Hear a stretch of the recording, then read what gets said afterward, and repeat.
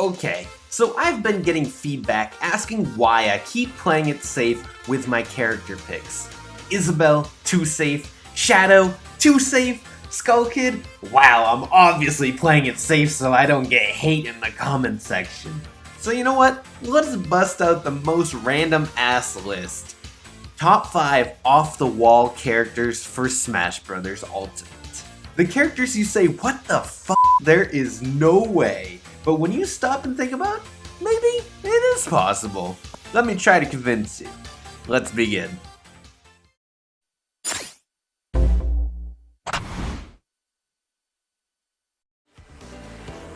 I'll admit this is a pretty safe off-the-wall pick. I had to include this absolute unit in this list. Nintendo Labo.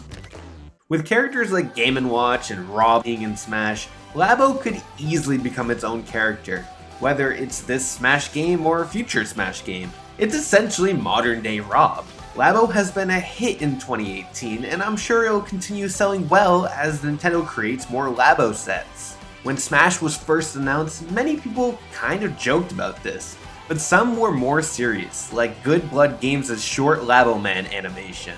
I do genuinely believe Labo would be a great fit because of how likely it will go down in Nintendo's history as a successful console add-on. And as we all know, Nintendo typically isn't too successful with console add-ons. If Labo doesn't show up in Ultimate, I'm certain we'll see in a future installment. I mean, who doesn't want to play as Cardboard?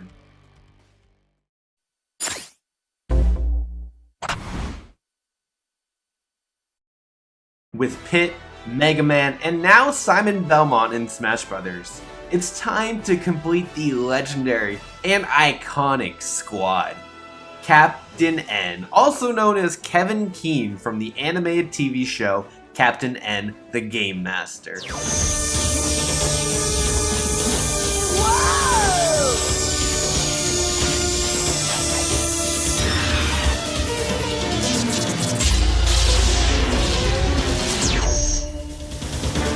Captain N, the Game Master. A long forgotten character, but a beloved one by die-hard Nintendo fans.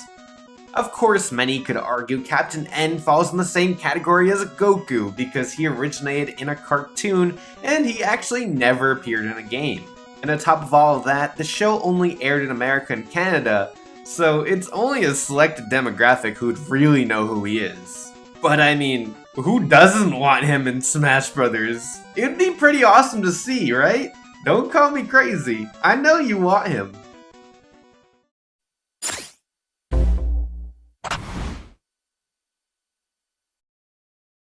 Another captain that involves bringing Nintendo characters together, except this time, he's got pride. Captain Rainbow from the Captain Rainbow game. Captain Rainbow is a game about a superhero named Captain Rainbow. How many times have I said Captain Rainbow in the last 10 seconds? Captain Rainbow goes to an island where he meets neglected Nintendo characters at the time, such as Birdo, Little Mac, Takamaru, Lip, and more. Captain Rainbow got some traction when Big Mac was shown off as a trophy, but most people have never heard this game because it was never released outside Japan, and it didn't sell all that well in Japan, and received pretty average reviews. The likelihood of him joining? Well, it's not completely out of the picture, but I think he needs a proper sequel or at least a localization before we can even completely consider it. Poor Captain Rainbow, he ended up neglected just like the characters in his own game. An ironic fate.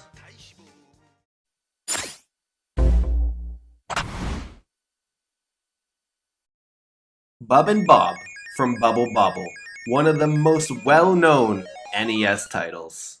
Most people recognize these two adorable little dragons, and if you don't, well, maybe the music will ring a bell.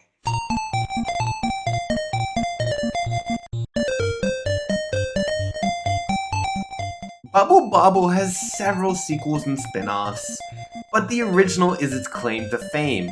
Sakurai always seems interested in retro characters, and Bub and Bob fit that category perfectly. Unfortunately, Bubble Bobble is currently owned by Square Enix, and I feel if Sakurai were to pull another character from them, it wouldn't be these two cute little dragons. But it would be awesome to see and would fill the retro character slot found in every Smash game since Melee. And I'd be personally happy. I grew up with this game. It's a really good game, everybody, please play it. Bub and Bob might not be a perfect fit, but perhaps a different Bubble would have a better shot.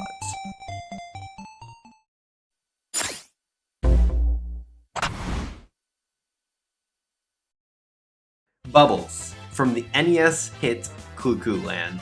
Cuckoo Land is a long-forgotten classic like Ice Climber was before Melee. It was originally Nintendo's answer to Pac-Man, as you can tell by the very similar layout. Bubbles has appeared in multiple games as cameos, but never got a proper sequel outside of one that was Japanese exclusive. She's a very retro and forgotten character. Exactly what Sakurai likes in Smash Bros. In fact, Bubbles was originally planned to be a fighter in Super Smash Bros. Melee, next to Duck Hunt, Pit, Excitebike, and Ice Climbers.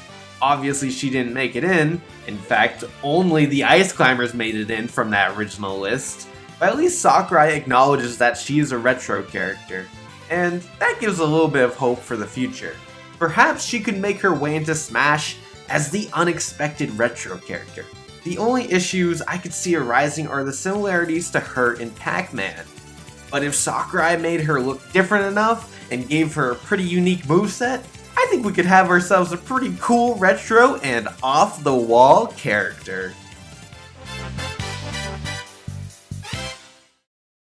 Thank you all for watching. I hope I satisfied those who were sick of my safe picks in my previous Smash lists.